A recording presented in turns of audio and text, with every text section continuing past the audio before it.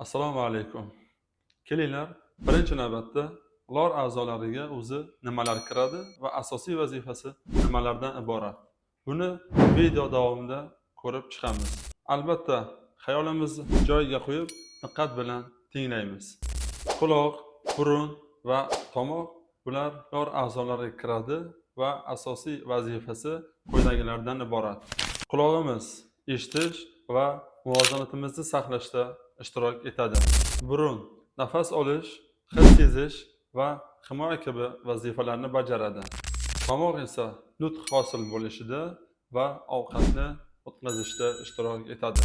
Lor a'zolari bizni sog'lom eshitishimiz, gapirishimiz va nafas olishimiz uchun birgalikda ishlarkan, albatta e'tiborli bo'ling. Nafaqat bu a'zolarga, balki barcha a'zolarimizga e'tiborli bo'lishimiz kerak.